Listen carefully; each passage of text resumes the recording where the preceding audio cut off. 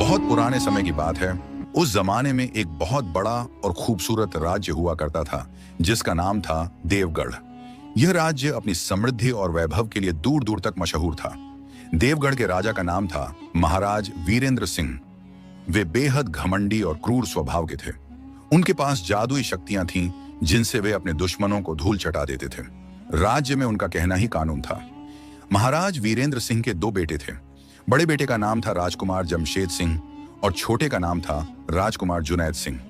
जमशेद सिंह को एक खास जादुई वरदान मिला हुआ था। वे अपनी इच्छा से मोर का रूप धारण कर सकते थे। जब वे मोर बनते तो उनके पंख सोने जैसे चमकते और उनकी आंखों से जादुई रोशनी निकलती जो किसी को भी अपने वश में कर सकती थी। लोग उन्हें मोर राजकुमार के नाम से जानते थे। उनकी जादुई शक्तियां इतनी प्रबल थीं कि वे हवा में उड़ सकते थे, पलक झपकते ही कहीं भी पहुंच सकते थे और अपने दुश्मनों को पत्थर बना सकते थे। राजमहल 3 मंजिला ऊंचा था जिसकी दीवारें संगमरमर की बनी थीं। महल के चारों ओर ऊंची ऊंची दीवारें थीं जिन पर रात दिन पहरेदार तलवारें लिए खड़े रहते थे। महल के अंदर एक विशाल दरबार हॉल था जहां राजा रोज दरबार लगाते। दीवारों पर सोने चांदी की नक्काशी थी और फर्श पर कीमती कालीन बिछे रहते। महल में सैकड़ों नौकर चाकर और दासियां काम करती थीं। उसी राज्य में एक गरीब ब्राह्मण परिवार रहता था। परिवार के मुखिया का नाम था आनंद शर्मा। वे बहुत ईमानदार और मेहनती इंसान थे। आनंद शर्मा ने अपनी पूरी जिंदगी राजा जमशेद सिंह की सेवा में गुजार दी थी। 30 साल से वे राजमहल में काम करते आ रहे थे। उनके चेहरे पर झुर्रियां पड़ चुकी थीं, लेकिन आंखों में अब भी वफादारी की चमक बाकी थी। उनके कपड़े फटे पुराने थे, लेकिन दिल साफ था। आनंद शर्मा के घर में उनकी पत्नी रुक्मणी, 15 साल का बेटा ईश्वर और 13 साल की बेटी मीरा रहती थी। मीरा बचपन से ही बहुत सुंदर थी। उसकी बड़ी बड़ी भूरी आंखें, गोरा रंग, गुलाबी होंठ और लंबे काले बाल उसे परियों जैसा रूप देते थे। वह बहुत मासूम और भोली थी। अपने पिता से बेहद लगाव रखती थी। जब भी आनंद शर्मा महल से लौटते, मीरा दौड़कर उनके पास चली जाती। आनंद शर्मा अपनी बेटी को अपनी जान से भी ज्यादा प्यार करते थे। एक दिन राजमहल में कुछ कीमती जवाहरात गायब हो गए। राजा जमशेद सिंह को बहुत गुस्सा आया। उन्होंने अपनी जादुई शक्तियों से पूरे महल में तलाशी ली, लेकिन जवाहरात नहीं मिले। किसी ने शक की नजर से आनंद शर्मा की ओर देखा और राजा को बता दिया कि शायद आनंद शर्मा ने वे जवाहरात चुराए हैं।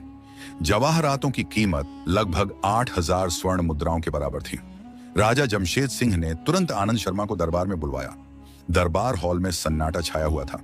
सभी दरबारी सेवक और पहरेदार डर से कांप रहे थे। आनंद शर्मा घुटनों के बल बैठे हुए थे। राजा जमशेद सिंह अपने सिंहासन पर बैठे थे। उनकी आंखों में क्रोध की लपटें थीं। उन्होंने महंगे रेशमी कपड़े पहने हुए थे और माथे पर सोने का मुकुट चमक रहा था। राजा जमशेद सिंह ने जहर भरे स्वर में कहना शुरू किया, 30 साल तक मेरे महल में रहा, मेरा अनाज खाया, मेरा पानी पिया और आज मुझसे गद्दारी करता है। तुझे पता है कि राजा जमशेद सिंह इंतजार करना पसंद नहीं करते। बात केवल 8000 स्वर्ण मुद्राओं की है। वे मुद्राएं जो मेरे खजाने से गायब हुई और जिनका दोष तुझ पर आकर रुका। लेकिन मैंने तेरी पुरानी सेवा को देखते हुए तुझे 2 दिन का समय दिया है। अगर तू 2 दिन में 8000 स्वर्ण मुद्राएं मेरे सामने रख देगा तो तेरी जान बच जाएगी। आनंद शर्मा एक गरीब ब्राह्मण थे। उन्होंने अपनी पूरी जिंदगी में कभी 1000 स्वर्ण मुद्राएं भी नहीं देखी थी। वे 2 दिन में 8000 मुद्राएं कहां से लाते? उनके होंठ कांप रहे थे। वे कुछ कहना चाहते थे, शायद माफी मांगना चाहते थे या फिर अपनी सफाई देना चाहते थे, लेकिन राजा जमशेद सिंह ने उन्हें बोलने का मौका ही नहीं दिया। अचानक राजा क्रोध में उठे और आनंद शर्मा के सीने पर जोर से लात मारी। आनंद शर्मा लुढ़क कर कालीन पर गिर गए। राजा जमशेद सिंह ने आगे बढ़कर उनके सीने पर अपना पैर रख दिया, जैसे किसी गुलाम की इज्जत को रौंद रहे हों। राजा की आवाज पूरे दरबार में गूंजी, याद रख तू मिट्टी है और मिट्टी को मिट्टी में ही रहना चाहिए। मेरे बराबर बैठने की कोशिश मत करना। मैं राजा जमशेद सिंह हूं और तू बस एक वफादार कुत्ता। पूरा दरबार सन्नाटे में था। पहरेदार, दरबारी, नौकर सबकी सांसें थमी हुई थीं।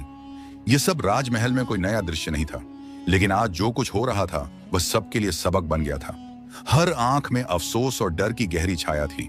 अफसोस इसलिए कि सबको यकीन था कि आनंद शर्मा ऐसा नहीं कर सकते, और डर इसलिए कि कोई भी अपनी आंखें ऊपर उठाकर यह संकेत नहीं देना चाहता था कि वह राजा जमशेद सिंह के खिलाफ सोच भी सकता है। आनंद शर्मा ने गिड़गिड़ाते हुए कहा, महाराज, मैं भगवान की कसम खाता हूं, मैंने वे मुद्राएं देखी तक नहीं। कृपा कीजिए, मेरे छोटे छोटे बच्चे हैं, मैंने 30 सालों में कभी यह गलती नहीं की, अब क्यों करूंगा? वे अब भी अपने पक्ष में बोलने की कोशिश कर रहे थे, लेकिन राजा जमशेद सिंह ने आगे बढ़कर उनके मुंह पर लातें मारनी शुरू कर दी और तब तक मारते रहे जब तक कि उनकी नाक और मुंह से खून बहने नहीं लगा। आनंद शर्मा बस पिटते रहे। राजा जमशेद सिंह ने झुककर उनका अंग वस्त्र फाड़ डाला और उन्हें सबके सामने बुरी तरह अपमानित कर दिया। इतना कि पहली बार आनंद शर्मा ने मौत की दुआ मांगी, ऐसी तेज और निर्दयी मौत जो उन्हें एक पल में आकर निगल ले और दूसरी सांस लेने तक का समय भी न दे। तभी राजा जमशेद सिंह ने एक और वार किया। वे झुककर फुसफुसाए, मैं अच्छी तरह जानता हूं कि तेरे घर में तेरी बेटी भी है। अगर उस कच्ची कली के साथ 2 रातें गुजार लूं तो पूरे 8000 स्वर्ण मुद्राएं माफ हो जाएंगी।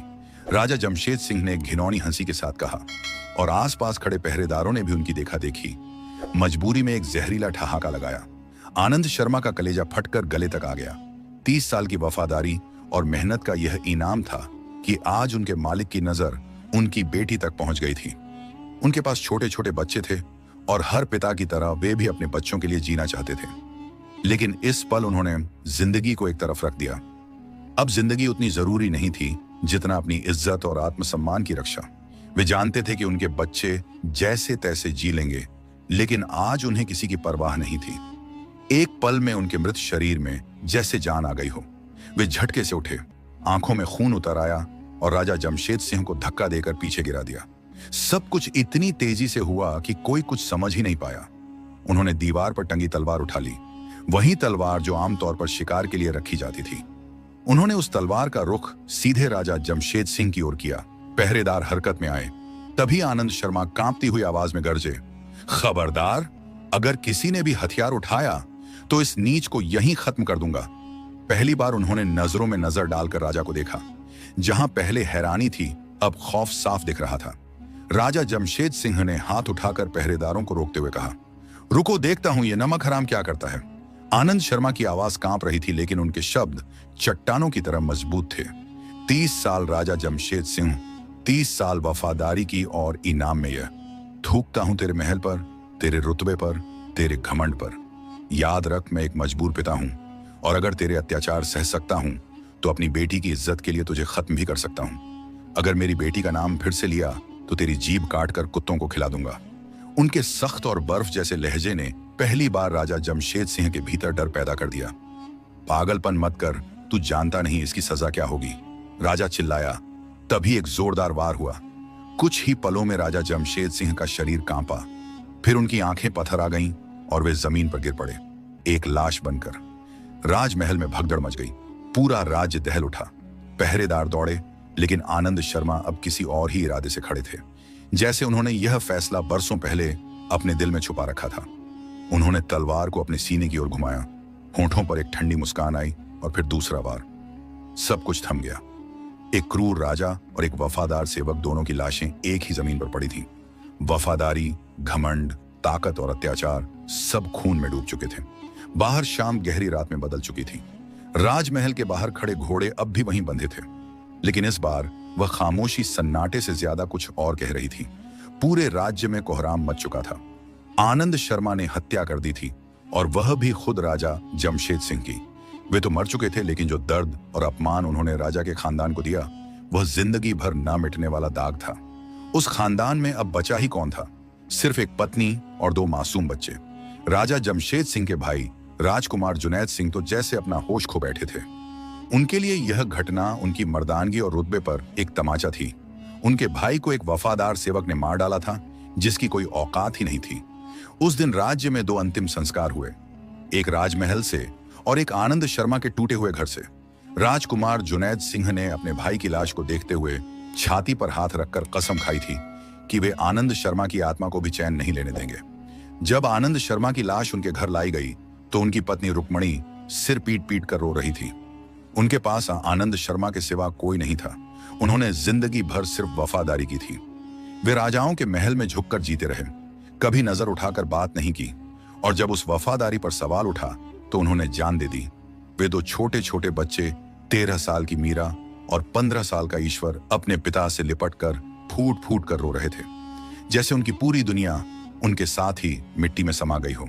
उनके सिर से वह घना साया उठ चुका था और उनके लिए विनाश की घड़ी उसी समय शुरू हो गई थी जब उनके पिता को अंतिम संस्कार के लिए ले जाया गया।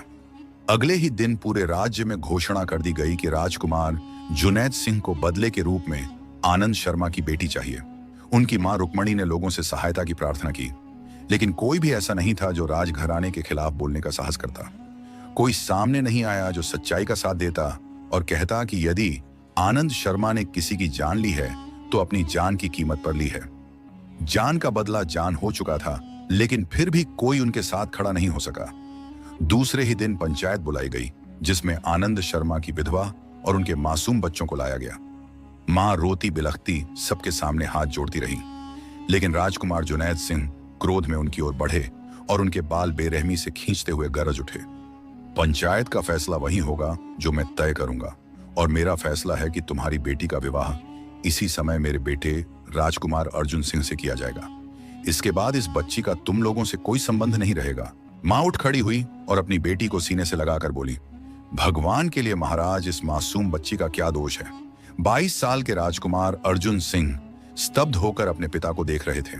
उन्हें पता था कि उस छोटी बच्ची के पिता ने उनके चाचा की हत्या की थी। वे खुद एक बड़े राजघराने से थे, घमंड, बदले और सत्ता के नशे में पले बड़े। लेकिन राजकुमार अर्जुन सिंह के अंदर अपने पिता जैसी क्रूरता नहीं थी। उन्होंने ऊंचे स्वर में कहा, यह लड़की यहीं महल में रहेगी, लेकिन मैं इससे विवाह नहीं करूंगा। लेकिन उनके पिता ने ऐलान कर दिया कि वह विवाह केवल नाम के लिए होगा, ताकि उस बच्ची को महल में कैद किया जा सके। वह 13 साल की मीरा, जो अपने पिता की मौत से अब तक उबर भी नहीं पाई थी, जिसके लिए उनके सीने पर सिर रखकर सोना ही सबसे बड़ा सुकून था। अभी वह पीड़ा भी ताजा थी कि उसे उसकी मां से अलग कर दिया गया, और अब राजकुमार जुनैद सिंह ने उसे उसकी मां की गोद से खींचकर पंचायत के सामने खड़ा कर दिया था। पुरोहित को बुलाओ, राजकुमार अर्जुन सिंह और इस बच्ची का विवाह इसी समय कराया जाएगा, और मैं बदले से पीछे हट जाऊंगा। लेकिन यह लड़की जीवन भर महल में एक बंदी की तरह रहेगी। पूरा राज्य चुप था, अत्याचार के सामने झुके हुए सिर, मरे हुए मन। यही तो कायरता होती है। जब हम अन्याय को अपनी आंखों के सामने होता देख चुप रहते हैं, तभी अत्याचारी शासक बनते हैं, और ना जाने कितने मासूम उस सत्ता की आग में जल जाते हैं। मीरा की मां की चीख पुकार के बीच पुरोहित को बुलाया गया और कुछ गवाहों के सामने मीरा का विवाह राजकुमार अर्जुन सिंह से करा दिया गया। यह विवाह सिर्फ एक औपचारिकता था, जिसका समाज में कोई महत्व नहीं था, लेकिन फिर भी एक मासूम बच्ची को जानवर की तरह बांध दिया गया, एक सौदे के रूप में। 15 साल का ईश्वर सब कुछ चुपचाप देखता रहा। उसकी आंखें लाल थीं, लेकिन उनमें आंसू नहीं थे। उसने कुछ नहीं कहा, बस पत्थर जैसी आंखों से सब देखता रहा। उस दिन ईश्वर भीतर से मर गया था। उसने अपने अंदर का मासूम दिल मार डाला था। सिर्फ एक बार उसने अपनी बिलखती बहन को देखा और मन ही मन संकल्प लिया कि जो पीड़ा आज उसके हिस्से में आई है, वह कल उन सब के हिस्से में आएगी जिन्होंने उसके जीवन को नर्क बनाया। लेकिन अभी नहीं। उसे उस समय का इंतजार करना था जब समय की बागडोर उसके हाथ में होगी, और तब वह उसे अपनी इच्छा से मोड़ेगा। अपनी लाल आंखों में बदले की आग लिए वह अपनी मां को सहारा देता हुआ घर लौटा, और उस शाम ईश्वर का घर सदा के लिए उजड़ गया। जैसे ही अर्जुन और मीरा महल में दाखिल हुई, राजकुमार अर्जुन सिंह के चेहरे पर चट्टान जैसी गंभीरता साफ झलक रही थी। उनके दिल में उस मासूम सी बच्ची के लिए सिर्फ और सिर्फ नफरत थी, जो उनकी जिंदगी में जबरन शामिल कर दी गई थी। वे कल्पना भी नहीं कर सकते थे कि कोई एक चेहरा यूं उनकी जिंदगी में आकर उनके सारे सपनों को तहस नहस कर देगा। वह बच्ची जिसके पिता ने उनके चाचा की हत्या की थी। उनके पिता ने उनकी नसों में नफरत का जहर घोल घोल कर यही सिखाया था कि दुश्मनों से सिर्फ दुश्मनी रखी जाती है, और वह बच्ची भी उनकी दुश्मनों की सूची में थी। उनके युवा मस्तिष्क पर यह बात गहराई से बैठ गई थी कि जिससे बदला लेना हो, उसे प्यार नहीं किया जा सकता। वह बच्ची लगातार रोते हुए कभी कभी अपना सिर उठाकर राजकुमार अर्जुन के चेहरे की ओर देखती थी, मानो उनमें कोई ममता, कोई सहारा ढूंढ रही हो। उसे अब तक इस रिश्ते की सच्चाई समझ नहीं आई थी। बस मां ने जाते जाते इतना कहा था कि अब वे उसके पति हैं और उन्हीं के साथ उसे जीवन बिताना है। उसे तो यह तक नहीं मालूम था कि पति क्या होता है। वह बार बार राजकुमार अर्जुन की ओर देखती और फिर सिर झुकाकर सिसकने लगती। उसके मन में यही सवाल था कि वह मां के बिना कैसे जिएगी। जबकि राजकुमार जुनैद सिंह ने उस बच्ची की बाजू को बेरहमी से पकड़कर झिझोड़ा। वह दर्द से कराह उठी। वे उसे घसीटते हुए महल के अंदर लाए और भीतर पहुंचते ही फर्श पर पटक दिया। मैंने अपने भाई का बदला ले लिया, जीत गया मैं। यही है वह लड़की जिसके पिता ने मेरे भाई का सीना चीर दिया था। जो हमारे टुकड़ों पर पलते थे वही हमारे खिलाफ बगावत करने लगे। वे क्रोध में चिल्ला रहे थे और वह बच्ची दहाड़ मारकर रो रही थी। उसका सारा शरीर कांप रहा था। वह खुद को बार बार अपनी धोती में लपेटते हुए अपने घुटनों को सीने से लगाकर डर के मारे उन्हें देख रही थी। तभी राजकुमारी रुद्रप्रिया तेजी से उसकी ओर बढ़ी और झुककर उसके बाल बुरी तरह पकड़ लिए। तुम्हारे पिता ने मेरे पिताजी को मार डाला, मैं तुम्हें जिंदा नहीं छोड़ूंगी। वह उस बच्ची के चेहरे पर थप्पड़ों की बरसात कर रही थी और पास खड़ी महारानी नयनतारा बस नफरत भरी निगाहों से उसे देखती रही। राजकुमार अर्जुन ने भी जाते जाते एक बार पलटकर वह दृश्य देखा और बिना कोई प्रतिक्रिया दिए अपने कमरे में चले गए। उन्हें किसी की कोई परवाह नहीं थी। हालांकि उस बच्ची का लाल चेहरा उनके जहन को एक पल के लिए झकझोर गया था, लेकिन अगले ही क्षण उन्होंने अपने सिर को झटक कर सब भावनाएं दबा दी। उनके मन में साफ था, ये लोग कभी उनकी दया के पात्र नहीं हो सकते, और यही बात उनके पिता ने उन्हें समझाई थी। उसी समय महारानी जयश्री अपने कमरे से बाहर आईं। चीख पुकार की आवाजों ने उन्हें विचलित कर दिया था। उन्होंने दौड़कर यह दृश्य देखा और तुरंत राजकुमारी रुद्रप्रिया को पकड़कर उस बच्ची से अलग किया। पागल मत बनो रुद्रप्रिया, वह एक छोटी बच्ची है, उन्होंने झल्लाते हुए कहा। लेकिन महारानी नयनतारा का चेहरा क्रोध से तमतमा गया। मत भूलिए देवरानी जी कि वह आपकी बहू नहीं है। वह इस महल में सिर्फ एक सौदे की लड़की बनकर आई है। महारानी जयश्री ने हैरानी से पलटकर उनकी ओर देखा और उनकी आंखों में झांकते हुए कहा, तुम एक मासूम बच्ची से उस बात का बदला ले रही हो जो उसके पिता ने किया। हाँ, क्योंकि तुम्हारे पति तुम्हारे साथ हैं, तुम्हारे सिर पर उनका साया है, लेकिन मैं और मेरी बेटी राजा जमशेद से बिछड़ चुके हैं। क्या तुम जानती हो कि उनके बिना हम कैसे जीएंगे? तुम्हें तो अपने दुश्मनों पर दया आ रही है, लेकिन हमारी बेबसी पर नहीं। महारानी नयनतारा ने हमेशा की तरह बात को घुमाकर अपने पक्ष में कर लिया और महारानी जयश्री को चुप्पी साधनी पड़ी। राजकुमार जुनैद सिंह ने कठोर स्वर में अंतिम बात कह दी, इस महल में जो होगा उसमें तुम बीच में नहीं आओगी जयश्री, यह मेरा आदेश है। इतना कहकर वे तेजी से अपने कमरे की ओर बढ़ गए। महारानी नयनतारा राजकुमारी रुद्रप्रिया को संभालते हुए तीखी नजरों से महारानी जयश्री को घूरती रह गई और महारानी जयश्री ने फर्श पर पड़ी उस बच्ची की ओर देखा जो जोर जोर से रो रही थी और वह एक अनजाने अत्याचार का शिकार थी। महारानी जयश्री ने झुककर मीरा से कहा, कहां पानी पियो, खाना खाओ और फिर राजकुमार अर्जुन के कमरे में चली जाओ। महारानी नयनतारा का चेहरा पीला पड़ गया। उन्हें यह बात पच नहीं रही थी कि कोई शत्रु की बेटी के साथ ऐसा दयालु व्यवहार करे। उनके लिए महारानी जयश्री सिर्फ एक सौतन थी जो अपनी घृणा के चलते उस बच्ची के साथ नाटक कर रही थी। उन्होंने मन ही मन कहा, मैं देखती हूं कैसे तुम इस लड़की को अर्जुन के पास लाती हो और कैसे उसे अपनी सहानुभूति की छांव में छुपाने की कोशिश करती हो। यह कहती हुई वे अपने कमरे में चली गईं, जबकि महारानी जयश्री थके हुए मन से सिर झुकाए वहीं बैठ गईं। उनका हृदय सदा से ही सच्चा और संवेदनशील रहा था। वे राजघराने के अत्याचारों से सदा डरी सहमी रही थीं। वे नहीं चाहती थीं कि कोई भी मासूम इस झगड़े की आग में झुलसे। इसीलिए उन्होंने हमेशा राजकुमार अर्जुन और राजकुमारी सुवर्णा को इन सब बातों से दूर रखने की कोशिश की। राजकुमारी सुवर्णा जितनी इन हालातों से अनजान थीं, राजकुमार अर्जुन को उनके पिता ने उतना ही इन सब में घसीट लिया था। वे जानती थीं कि यहां रहकर राजकुमार अर्जुन किस मानसिकता का शिकार हो जाएंगे। इसीलिए उन्होंने उनके लिए एक फैसला कर लिया था। रही बात उस लड़की की, तो उसके लिए वे कुछ भी नहीं कर सकती थीं, कम से कम तब तक जब तक महारानी नयनतारा के दिल में थोड़ा भी रहम ना आ जाए।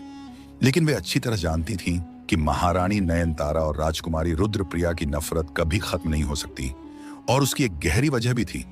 दासी ने उस बच्ची को पानी पिलाया और फिर खाना दिया, लेकिन उसने एक निवाला भी नहीं खाया।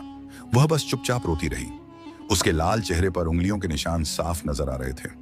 दासी को दुख तो हुआ, लेकिन वह कुछ कर नहीं सकी।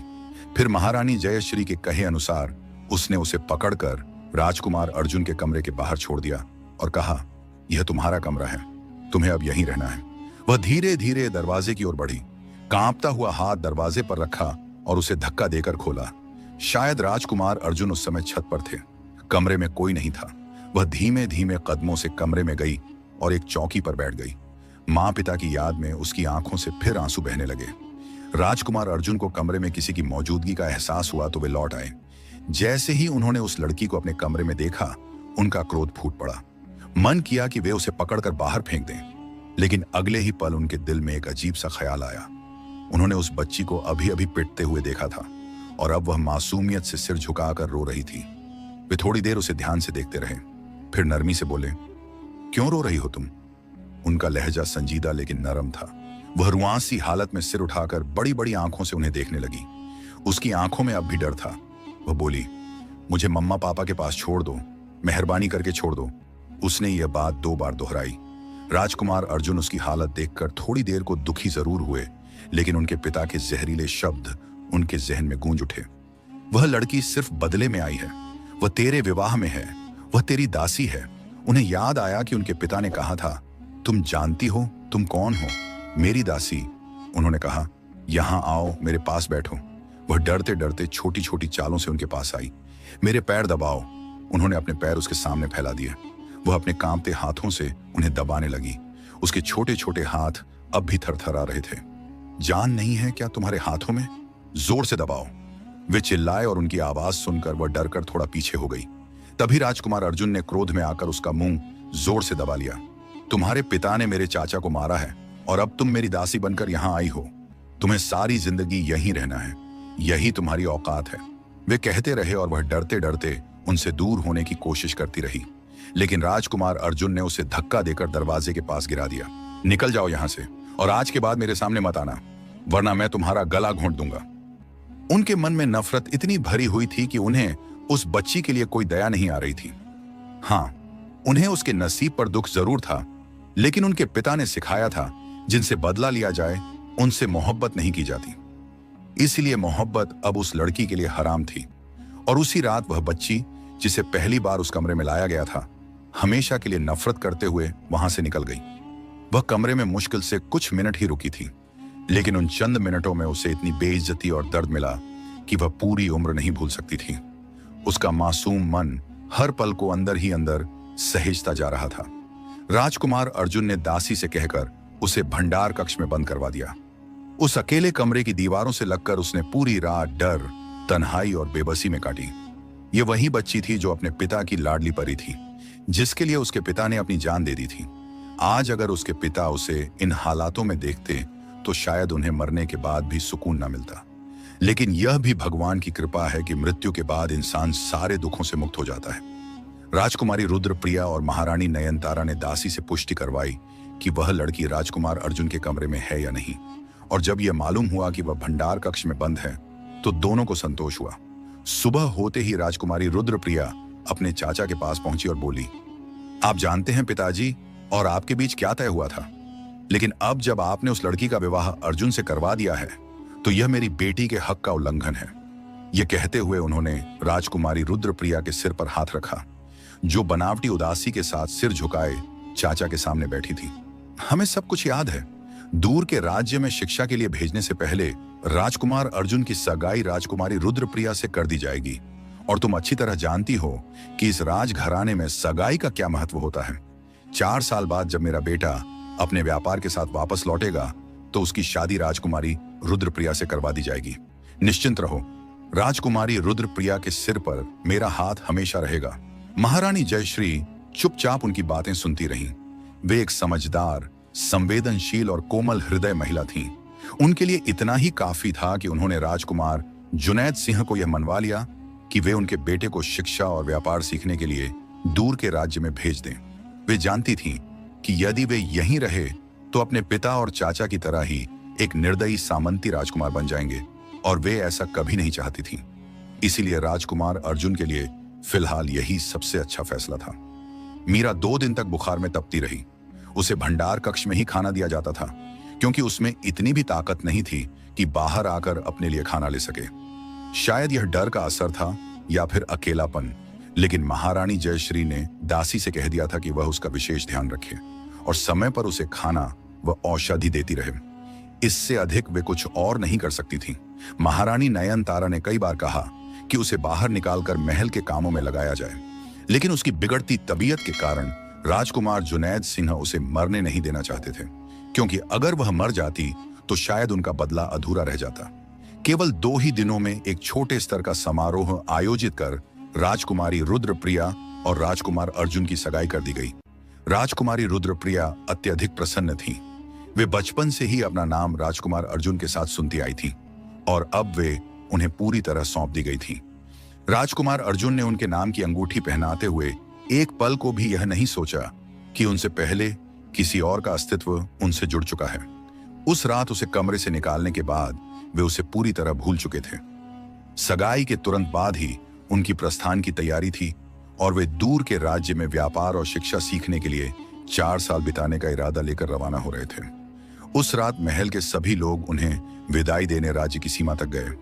वे महल से जा रहे थे, तभी दासी ने मीरा को आकर बताया कि राजकुमार अर्जुन जा रहे हैं। ना जाने क्यों वह उठकर बैठ गई और अपने छोटे छोटे कदमों से महल के बाहरी दरवाजे तक पहुंची।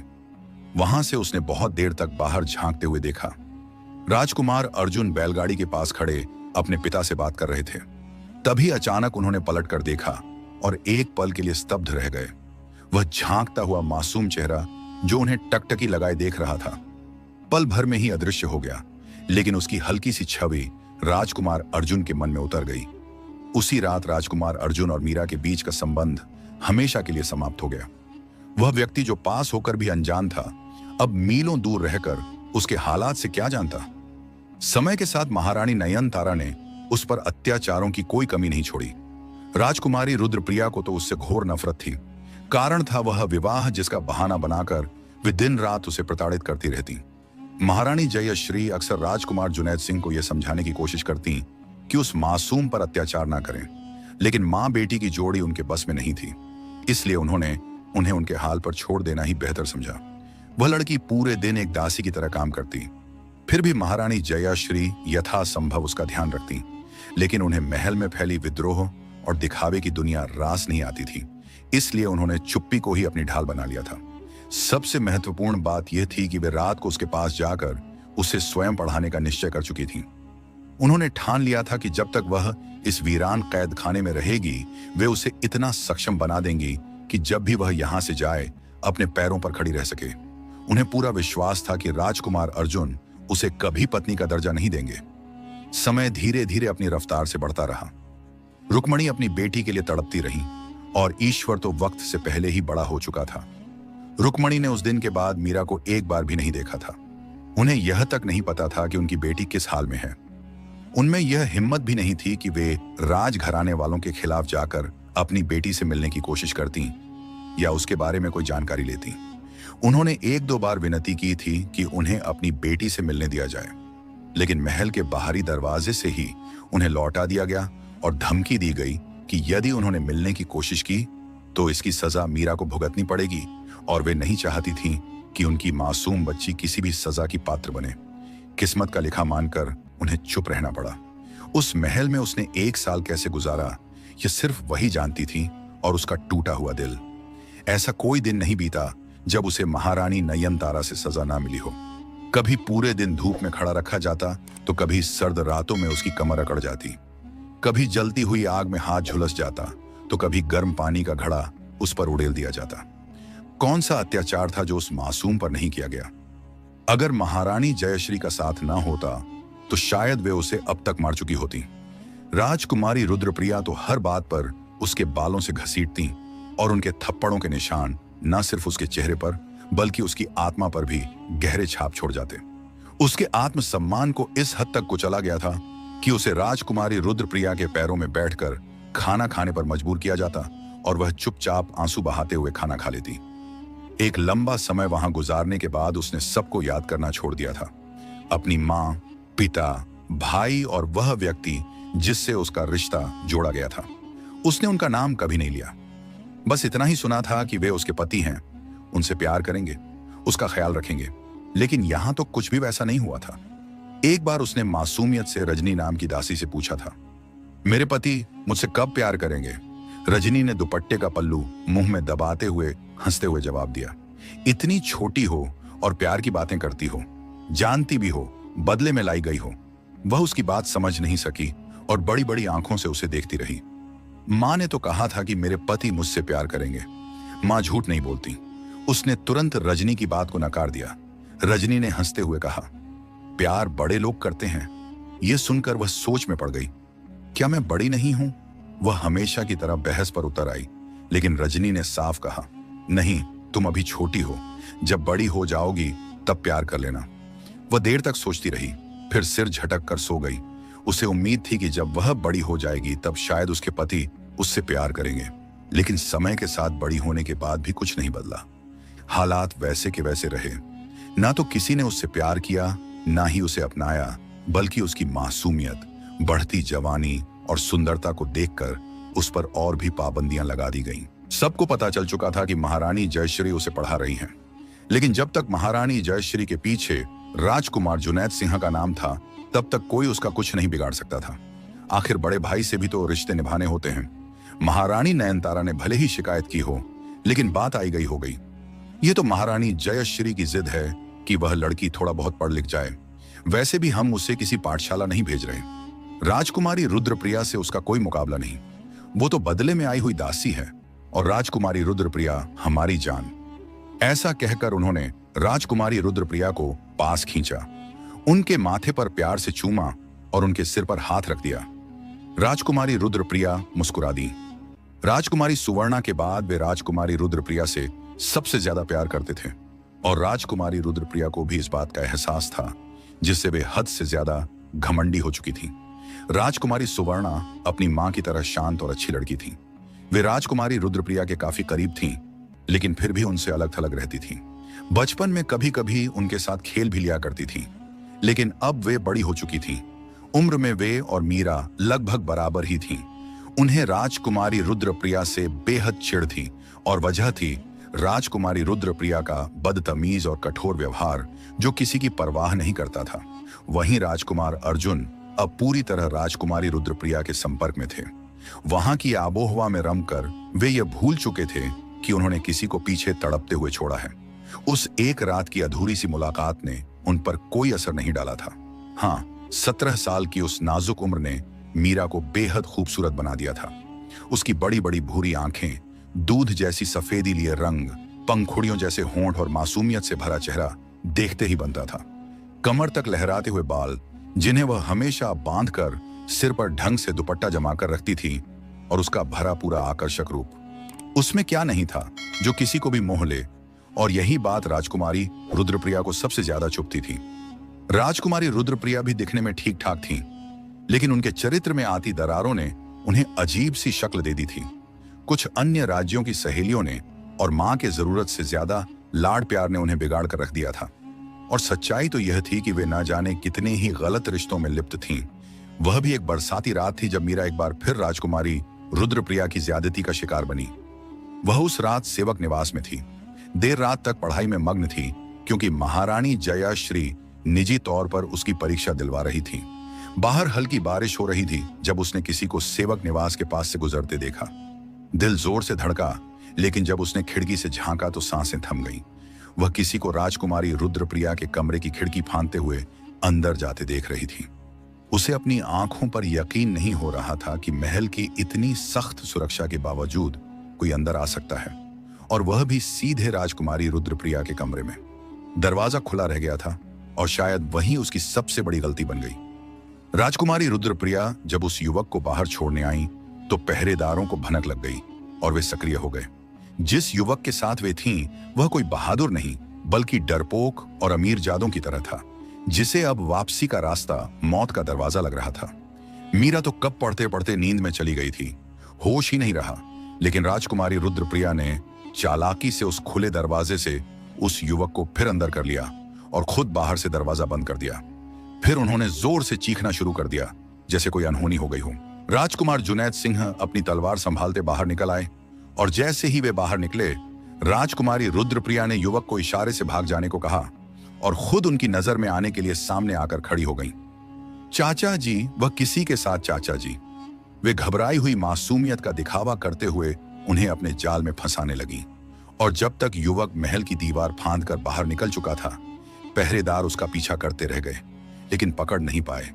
और मीरा जो खिड़की से यह सब देख रही थी, डर के मारे कांप गई। उसे मालूम था कि इस गुनाह की सजा अब उसे ही भुगतनी पड़ेगी। तू घटिया लड़की, बदचलन। राजकुमार जुनैद सिंह ने उसके बालों से पकड़कर उसे घसीट लिया और वह चीख पड़ी, नहीं महाराज, भगवान की कसम, मुझे कुछ नहीं पता, भगवान के लिए। वह लगातार चिल्लाती रही, लेकिन राजकुमार जुनैद सिंह ने किसी की नहीं सुनी और उसे तब तक मारते रहे जब तक कि महारानी जयश्री ने आकर बीच बचाव नहीं किया। वही उन्हें शांत कर अपने कमरे में ले गईं। मामला बेहद नाजुक था और अगर जांच होती तो सब कुछ सामने आ जाता। इसलिए महल की महिलाओं ने मिलकर पूरे मामले को दबा दिया। लेकिन उस रात मीरा पूरी तरह टूट चुकी थी। उसकी पीठ पर पिटाई के अनगिनत निशान रह गए जो उस निर्दयता के सबूत थे। इस हादसे ने उसे इतना डरा दिया था कि उसने किसी से मिलना छोड़ दिया। वह बस अपने काम करती और फिर चुपचाप सेवक निवास में जाकर खुद को बंद कर लेती। अगले महीने राजकुमार अर्जुन की वापसी और उनके साथ शादी की तैयारियां जोरों पर थीं। महारानी नयनतारा और राजकुमारी रुद्रप्रिया की मिलीभगत थी कि उनके आते ही तुरंत शादी करवा दी जाए, वरना कहीं वे मीरा के रूप सौंदर्य को देखकर उस पर मोहित ना हो जाएं। राजकुमारी रुद्रप्रिया तो पहले ही मीरा से असुरक्षित महसूस करती थी। 4 साल बाद बेटे की वापसी से महारानी जयाश्री बहुत प्रसन्न थी और हर तैयारी खुद देख रही थी। लेकिन उनकी आमद की खबर सुनकर एक दिल था जो तेज तेज धड़क रहा था, डर से कांप रहा था। आज से अपनी शक्ल मत दिखाना, यह महल छोड़ दो। उस दिन राजकुमारी रुद्रप्रिया ने उसे घसीटकर कमरे से बाहर निकाला था और यह शब्द आज तक उसकी याद में दर्ज थे। न जाने क्यों राजकुमार अर्जुन की आमद का समाचार सुनकर मीरा डरी सहमी सी हो गई थी और उसने खुद को और ज्यादा सीमित कर लिया था। और फिर वह दिन भी आ गया जब राजकुमार अर्जुन लौटने वाले थे। महल में सुबह से ही रौनक थी और राजकुमारी रुद्रप्रिया के तो नखरे ही देखने लायक थे। उन्होंने सुबह ही मीरा को झकझोर कर कह दिया था कि आज के बाद वह महल में दिखाई न दे। उसे किसी काम की जरूरत नहीं, क्योंकि दासियां सब संभाल लेंगी। और इस तरह एक लंबे समय बाद मीरा को सारा काम छोड़कर अलग रहने की छूट मिल गई, सिर्फ इसलिए कि वह राजकुमार अर्जुन के सामने ना आए।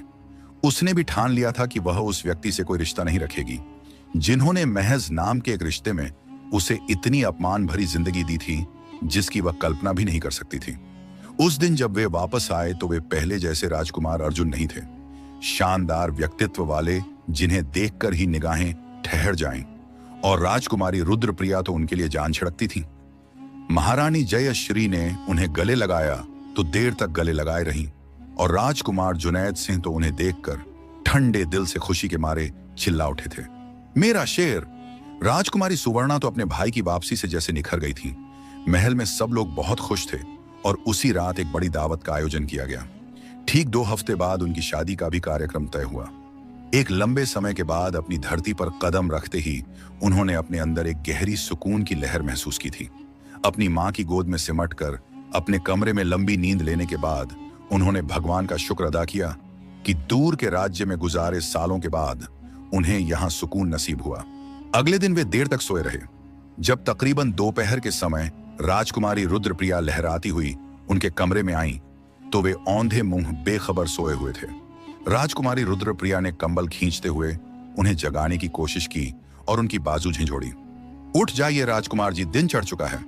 लेकिन उनकी नींद में खलल डालना उन्हें कभी भी बर्दाश्त नहीं होता था। उन्होंने मुंह बनाते हुए आंखें खोली और सामने राजकुमारी रुद्रप्रिया को देखकर बुरी तरह बेजार हो गए। यह क्या तरीका है किसी के कमरे में आकर जगाने का? निकलो यहां से।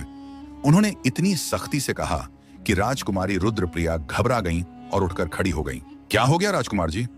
मैं हूं रुद्रप्रिया, उन्होंने अदा से बाल पीछे झटकते हुए कहा।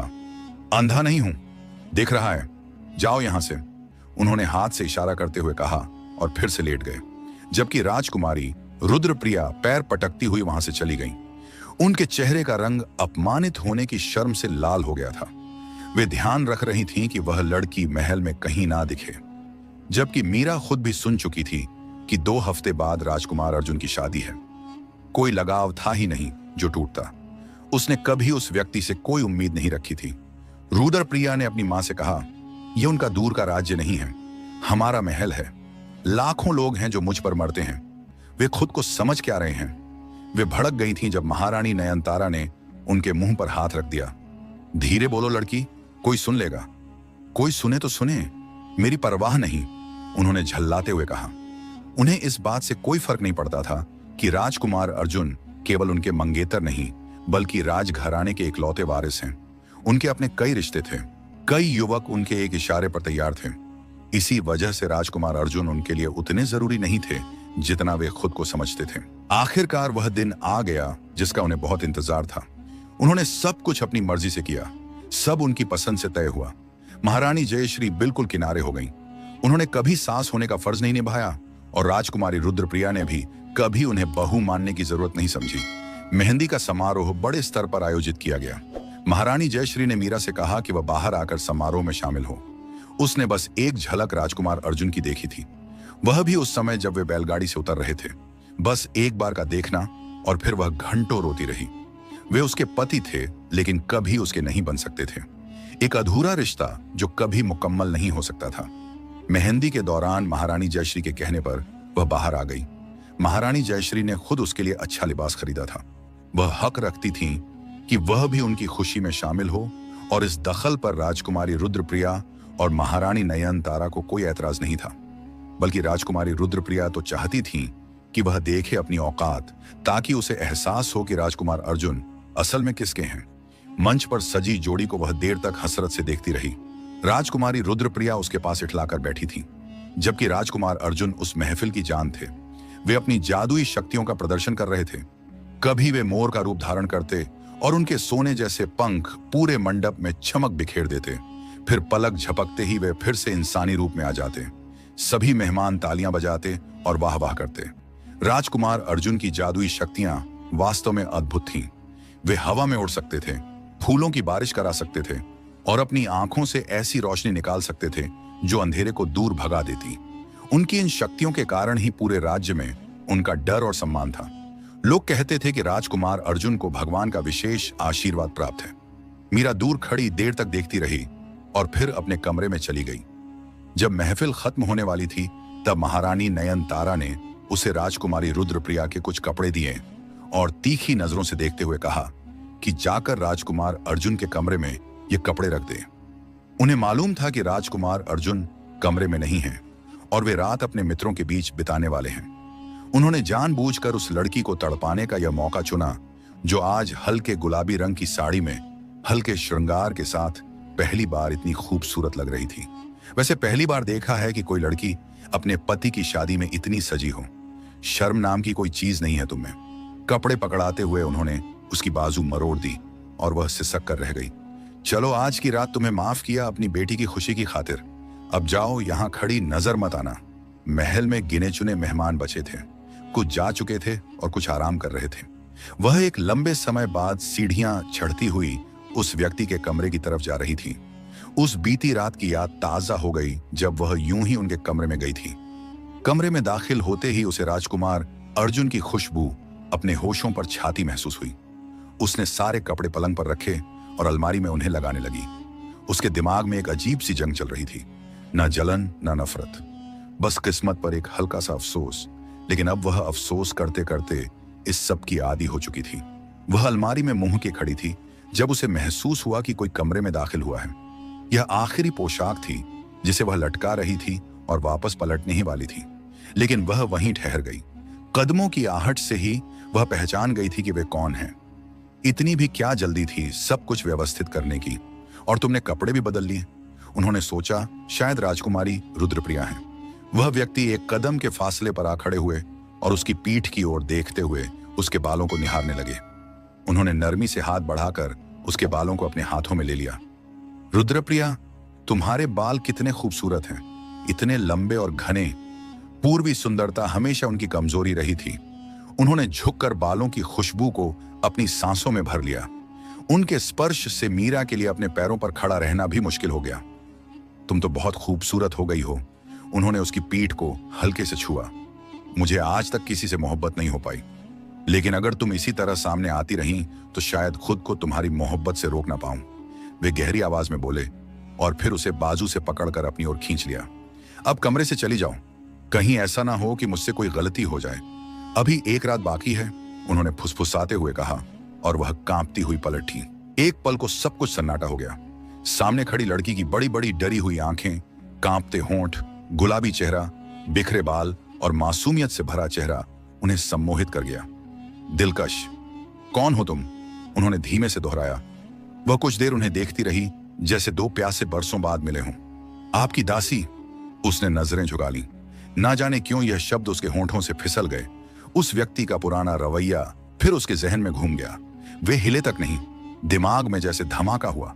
हाँ, वह अब भी यही थी, वही बदले में लाई गई बच्ची मीरा, सिर्फ 13 साल की मासूम लड़की, उनकी पत्नी। ना जाने कितने सवाल एक साथ उनके जहन पर हावी हो गए और वे वहीं पत्थर से जम गए। सामने खड़ी लड़की उनकी नजर में एक हसीन मूर्ति सी थी। सब कुछ जादुई लग रहा था। उन्होंने हाथ बढ़ाकर उसे अपनी ओर खींचा और बेहद करीब कर लिया। तुम अब तक यहीं हो। एक अरसा बीत गया, तुम वापस नहीं गई। उसने भीगी पलकों से उन्हें देखा और धीमे से जवाब दिया, दासी तब तक छोड़ी नहीं जाती जब तक स्वामी इजाजत ना दें। और फिर वे अचानक उसके होंठों पर झुक गए, इस तरह खुद को रोक नहीं पाए। उस रात वे उसकी इतनी करीब आ गए कि वे अपनी छाप उसके दिल दिमाग पर छोड़कर सुबह तक वहां से चले गए थे। लेकिन जो कुछ उस रात हुआ वह केवल शारीरिक आकर्षण नहीं था। राजकुमार अर्जुन ने अपनी जादुई शक्तियों से मीरा की आत्मा को छू लिया था। उन्होंने अपनी आंखों से ऐसी रोशनी निकाली जो सीधे उसके दिल में उतर गई। उस रात जो बंधन बना वह केवल इंसानी नहीं बल्कि जादुई था। मीरा को समझ नहीं आया कि क्या हो रहा है, लेकिन उसे लगा जैसे उसकी आत्मा राजकुमार अर्जुन से बंध गई हो। सुबह उनकी बारात थी। दिन भर शोर शराबा रहा, लेकिन वे बेचैनी से उसे ढूंढते रहे। रात को उसके शरीर पर पड़े निशान उस कहानी की गवाही दे रहे थे जो वे सुनना नहीं चाहते थे। वह पूरा दिन अपने कमरे से बाहर नहीं निकली थी और उसमें हिम्मत भी नहीं थी कि किसी का सामना कर सके। विवाह से कुछ देर पहले राजकुमारी रुद्रप्रिया उनके बगल में बैठी दुल्हन बनी, सबकी नजर का केंद्र थी, लेकिन उनकी नहीं। उनके दिल दिमाग एक में एक अजीब सी जंग चल रही थी। वह रात उनके जहन में कयामत बनकर छप चुकी थी। तभी मुख्य दरवाजे से एक जाना पहचाना चेहरा अंदर दाखिल हुआ। पहरेदार हरकत में आए, लेकिन उसकी रौबदार मौजूदगी के आगे कोई भी आगे नहीं बढ़ा और वह सीधा राजकुमार अर्जुन के सामने जा खड़ा हुआ। मेरी बहन को बुलाओ, मैं उसे लेने आया हूं। गरजदार आवाज और कड़कता हुआ लहजा। सामने खड़ा इंसान था ईश्वर, जो आज इस काबिल हो चुका था कि अपनी बहन को इस कैद से आजाद करवा सके। पिछले 4 सालों में उसने कड़ी मेहनत की थी। एक बड़े व्यापारी के यहाँ काम सीखा था और अब खुद का व्यापार शुरू कर चुका था। वह अब किसी से डरता नहीं था। यह क्या बकवास है। पहरेदार प्रमुख राजकुमार जुनैद सिंह आगे बढ़े, लेकिन ईश्वर ने उनके कंधे पर ऐसा हाथ रखा कि वे वहीं जम गए। वे क्रोध में लाल आंखों से राजकुमार अर्जुन को घूर रहे थे। बदले के कानून के मुताबिक मेरी बहन ने सालों तुम्हारी दासी की है। अब जब तुम अपनी जिंदगी में किसी और स्त्री को ला रहे हो, तो अब मुझे कोई नहीं रोक सकता कि मैं अपनी बहन को यहां से ले जाऊं। और उसने मुड़कर उसे पुकारा, वही आवाज जिसने उसके दिल को हिला दिया। बरसों बाद भाई की आवाज सुनकर उसका यकीन नहीं हुआ, लेकिन हां, यह ईश्वर ही था। वह बिना देखे दौड़ती हुई आई और सीधे ईश्वर के सीने से लग गई, जबकि ईश्वर ने बरसों बाद उसे अपनी बाहों में भरकर सुकून से उसके माथे पर हाथ रखा। चाहता तो वह उसे पहले ही वहां से ले जा सकता था, लेकिन उसे यकीन था कि अगर राजकुमार अर्जुन लौट आए तो वे मीरा को स्वीकार कर लेंगे। उस दिन राजकुमार अर्जुन कुछ कह नहीं सके, बस प्यास भरी नजरों से उसे देखते रहे और ईश्वर उसे लेकर चला गया। उस दिन वह सबके सामने बिना डरे सीना तान कर खड़ा हो गया और साफ शब्दों में कह दिया कि जिस किसी में हिम्मत है वह आकर उसकी बहन को उसके घर से ले जाए। जाते जाते उसने एक बार मुड़कर राजकुमार अर्जुन को देखा और वही नजर इस टूटे हुए रिश्ते का अंतिम पड़ाव बन गया। राजकुमार अर्जुन देर तक उसकी पीठ को देखते रहे। विवाह और विदाई के बाद राजकुमारी रुद्रप्रिया जब उनके कमरे में आईं, तो वे भाव उन तक लौटकर नहीं आया जो मीरा की मौजूदगी में आया करता था। वह रात इतनी घुटन भरी थी कि राजकुमार अर्जुन राजकुमारी रुद्रप्रिया को अकेला छोड़कर कमरे से बाहर चले गए। वे देर रात तक मीरा को याद करते रहे और उसकी पीड़ा का एहसास करते रहे जो उनकी मां ने उन्हें बताई थी। दूसरी ओर राजकुमारी रुद्रप्रिया आग बबूला हो चुकी थी। उन्होंने कमरे का हाल ही बदल दिया था। वे कभी भी अपनी अहंकार को कुचलकर राजकुमार अर्जुन के सामने नहीं झुक सकती थीं। अगर वे उन्हें अपनाने में पहल नहीं करते तो वे भाड़ में जाएं।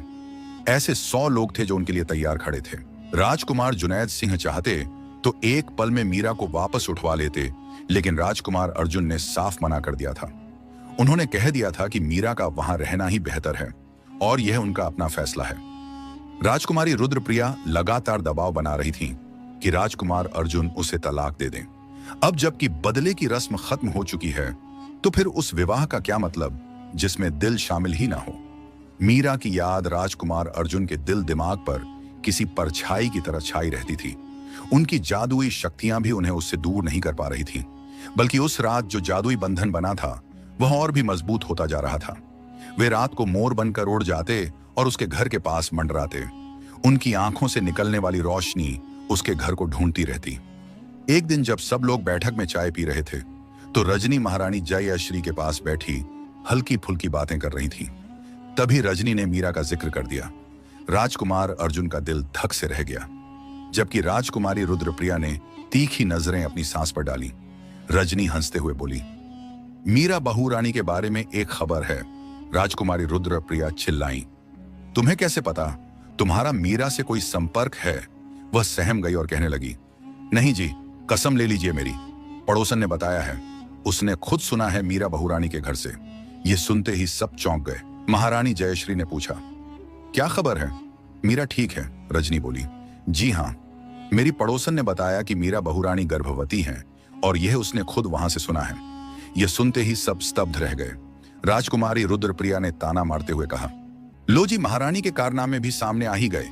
यहां भी जो युवकों से मुलाकातें करती रही थीं, वह कोई छुपी बात नहीं थी। आज भी किसी नाजायज बच्चे को अपने पेट में ले घूम रही है। राजकुमार अर्जुन का चेहरा जमीन में गड़ गया, लेकिन तभी वे अचानक उठ खड़े हुए और दहाड़ते हुए बोले, वह मेरा बच्चा है, राजकुमार अर्जुन का। अगर वह मेरी पत्नी है तो उसका बच्चा भी मेरा है। यह कहते हुए वे कमरे से चले गए। उनके बाद एक अजीब सी टूट फूट का सिलसिला शुरू हो गया। राजकुमारी रुद्रप्रिया ने सच्चाई जानकर रास्ते अलग करने का फैसला कर लिया था। उन्होंने राजकुमार जुनैद सिंह का कॉलर पकड़ लिया और इतनी बदतमीजी की कि राजकुमार अर्जुन को पहली बार अपने फैसले पर अफसोस हुआ। मीरा के गर्भवती होने की खबर के बाद राजकुमार अर्जुन बेचैन हो गए। उन्होंने अपनी जिद छोड़ दी और खुद चलकर उसके दरवाजे तक गए, लेकिन मीरा ने मिलने से साफ इनकार कर दिया। वह बार बार इनकार करती रही। शायद यही राजकुमार अर्जुन की सजा थी। हर रात वे उसकी याद में तड़पते। उसकी मासूम मोहब्बत अब उनके लिए दीवानगी बन चुकी थी। वे अपनी बेटी के जन्म पर भी मिलने गए, लेकिन मीरा ने फिर मिलने से इनकार कर दिया। उन्हें यकीन था कि एक दिन वे उसे मना लेंगे। किसी राह, किसी मोड़ पर जब वे खुद को उसके सामने बिखेर देंगे तो वह उन्हें माफ कर देगी, वरना कब की वह उनके नाम से अपना नाम अलग कर चुकी होती। लेकिन शायद किस्मत फिर से मेहरबान होने के लिए थोड़ा वक्त मांग रही थी और राजकुमार अर्जुन को वह वक्त मंजूर था। बस हर हाल में उन्हें वह लड़की चाहिए थी जिसके बिना वे अधूरे थे। उन्होंने अपनी सारी जादुई शक्तियां उसे पाने के लिए लगा दी। रात को वे मोर बनकर उसकी खिड़की पर बैठ जाते, अपने सुनहरे पंख फैलाकर उसे अपनी मौजूदगी का एहसास दिलाते। उनकी आंखों से निकलने वाली रोशनी उसके कमरे में आशा की किरण बनकर आती। लेकिन मीरा अब वह मासूम बच्ची नहीं रही थी। वह एक मां बन चुकी थी। उसकी एक नन्ही बेटी थी जिसका नाम उसने आरती रखा था। वह अपनी बेटी को लेकर एक नई जिंदगी जीना चाहती थी, एक ऐसी जिंदगी जहां उसे वह सम्मान मिले जो उसे मिलना चाहिए था। राजकुमार अर्जुन समझ गए थे कि अब केवल माफी मांगना या बार बार दरवाजे पर जाना काफी नहीं था। उन्हें साबित करना होगा कि वे बदल चुके हैं। उन्हें दिखाना होगा कि मीरा उनके लिए क्या मायने रखती है। और इसलिए एक दिन राजकुमार अर्जुन ने पूरे राज्य में घोषणा करवा दी कि मीरा उनकी एकमात्र पत्नी है और उसे महारानी का दर्जा दिया जाएगा।